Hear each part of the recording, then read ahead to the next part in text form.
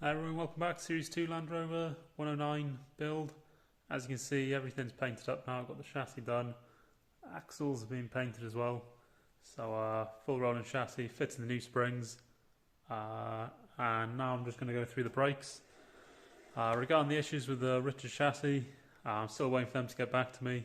I've noticed there's a hanger missing for the exhaust, and also the bolt hole locations for the fuel tank aren't in the right place. That doesn't line up, so either it's going to need some modification, or yeah, we'll see what comes of that. But I don't want that to hold me up. I want to keep going, and all the problems I've seen, if I need to, I can fix. But yeah, wait to see what they say. But yeah, in this video I'll go through changing the brake drums and a rear brake. I'm also going to change the brake cylinder. I've just done the other side, and I noticed that the drum itself is quite scored, so I'm going to change that one, and I'm going to do them both as a pair. So I know I'm going to change this drum as well. I'm not going at the moment, I'm going to have to order that in. But yeah, I'll set this up on the tripod and talk through any major steps. Quite an easy job. Just need to remove the wheel, remove the drum. Now we'll take the whole hub off just to get better access to get to the shoes, and then yeah, fit the new ones. Real straightforward job. And then I'm going to fit back the old drums for now, just to keep it sealed up, and I'll swap them out when I get the new ones. Okay. Yeah, I hope you can see that then. So this hasn't been off in at least 10 years, so it's probably going to be as bad as you can get.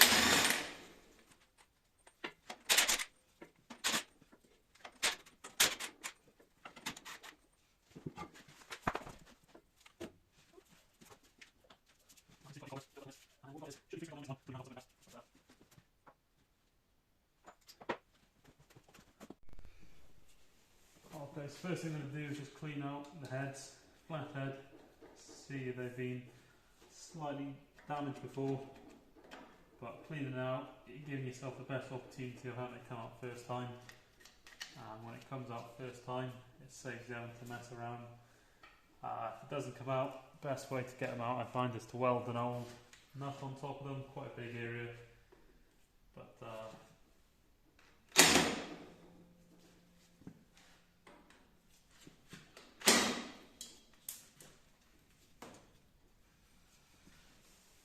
so those two came easy enough. And what I'm using there is a 12mm flathead on the end of an impact wrench, and that seems to drive them out pretty good. Now to take the drum off, usually you'd use a big puller, but a lot of people won't have like a 12-inch, 13-inch puller. So what you can use as well is a lump hammer from behind. If you hit it too hard, it will break, so just go around, keep working it, and eventually it should come off. If it is really bad and you know you're going to scrap the drum anyway, then because it's cast, if you give it a good smack, it will crack the whole drum. But yeah, we'll start off with that then.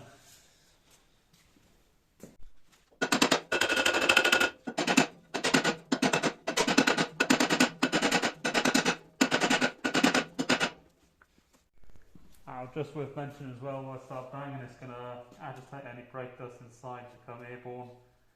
In here, quite ventilated, so it's not too bad, but if you're working in a close space, if you're underneath the car close to it, then definitely want to be wearing a mask because you don't want to be breathing in this brake dust.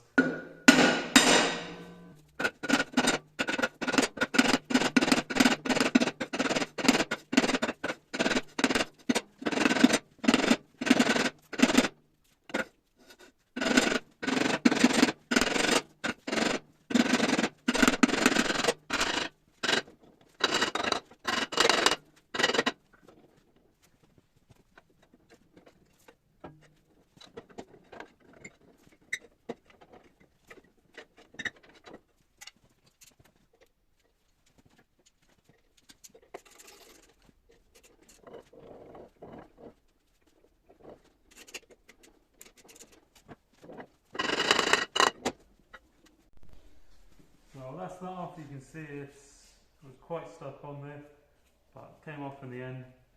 And then you can remove this without taking the hub off, but to get it back on, a lot easier to get the hub off.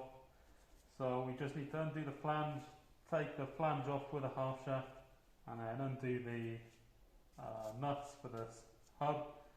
Take that off and then we can remove this, clean it up real well, and then refit everything back with a new cylinder and new shoes. These ones looks pretty good, but got the new ones and I'll put a new drum on as well.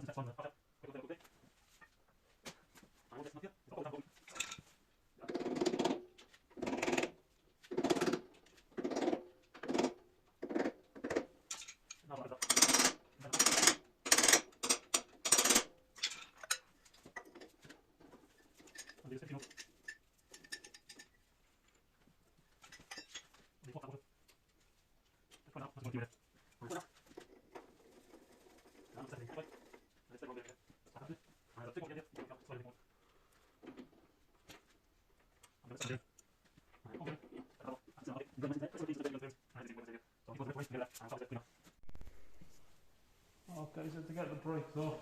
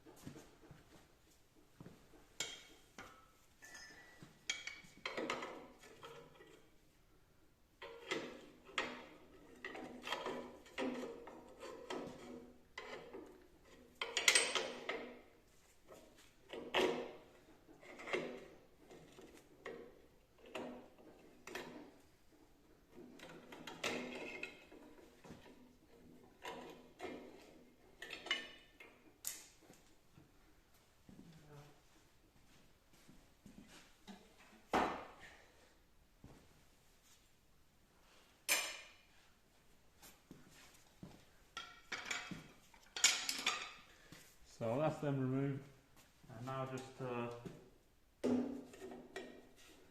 remove this.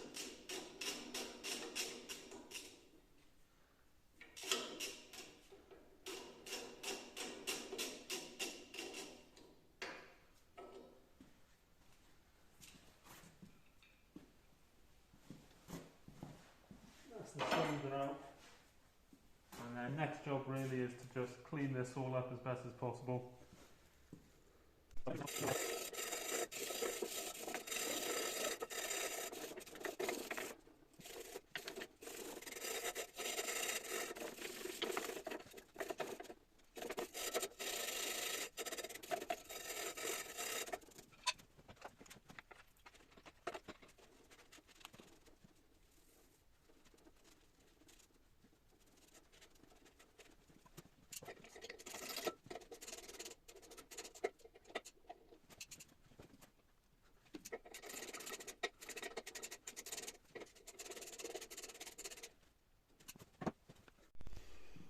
Okay, so that's it all cleaned up. You can see I've got a rag in the end here just to stop any dust going inside the axle itself.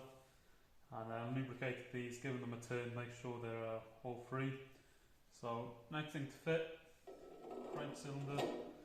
You can see this one is moving a lot freer. And then we've got one spring washer and one plain nut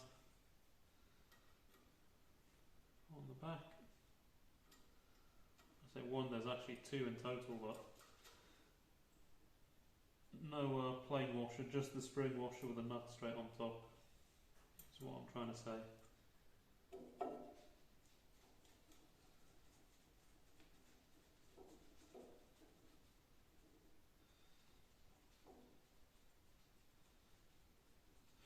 And I don't know if there's a torque for these, most probably, but I've never used a torque wrench, always just do them by hand, by feel. You don't want to do them too tight or you'll strip the threads in the housing.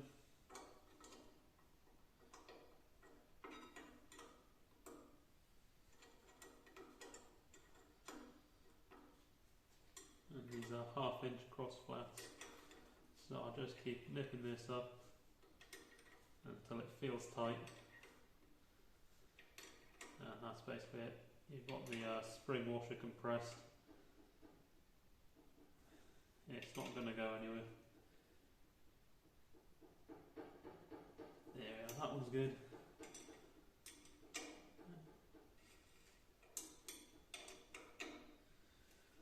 The reason I'm using the spanner is with this new cylinder, it's too tight to get a socket on there. Even the spanner's pretty tight.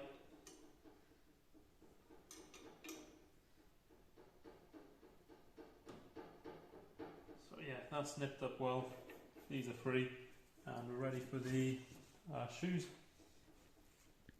Okay, so ready for the shoes. So I've adjusted the cams so they're going to be at the minimum position, make it as easy as possible. It's not a hugely easy job to get these on, but hopefully there you can see the bottom spring is on the third one up and the top one is on the second one over, where my little finger's pointing at there. And the reason I've waited until I've forgotten, I just want to grease up these sliding parts as well, and down here help it get in a bit easier. So I use copper grease personally. You can get what they call special greases for this, but all does the same job, and most people have copper grease lying around the garage anyway, so this will do.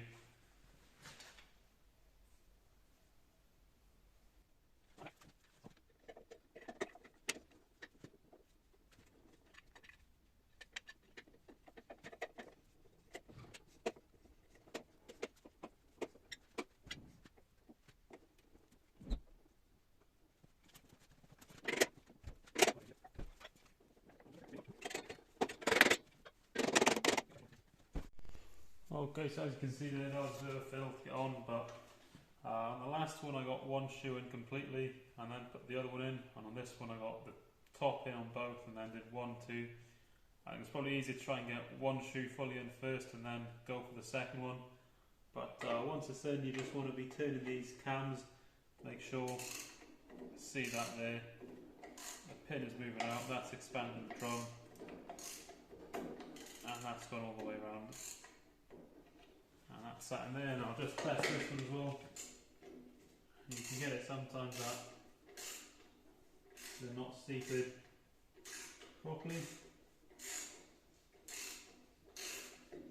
For example, this one now I don't think seated properly in that one, so I'm going to get a big shifter again and just try to push this. You can see that's clipped in onto the cam. So hopefully now, yeah, there we go. As I'm moving that, you can see that's expanding out. That's how it's supposed to be. If it's not like that, it's not right. But yeah, what I'm going to do is refit the hub now, and then like I said, I'm going to get a new drum to put on.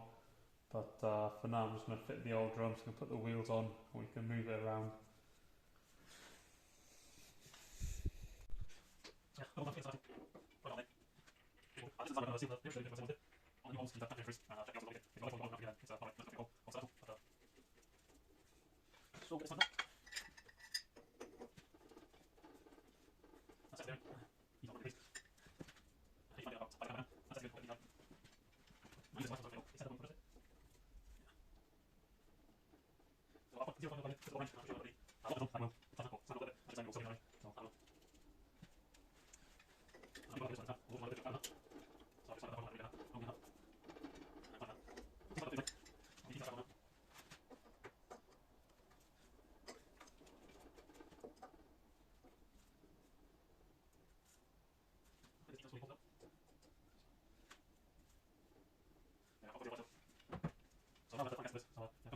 But yeah, I think that'll be it for this video. We'll continue next video.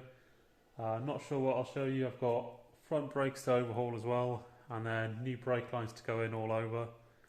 And then once that's on, I can run a hose through for the cabling and then get the rear tub on really. And then bulkhead should be here middle of next week. So I'll be engine in, bulkhead on, start swapping things over onto that. But thanks for watching, make sure you like and subscribe. Thank you.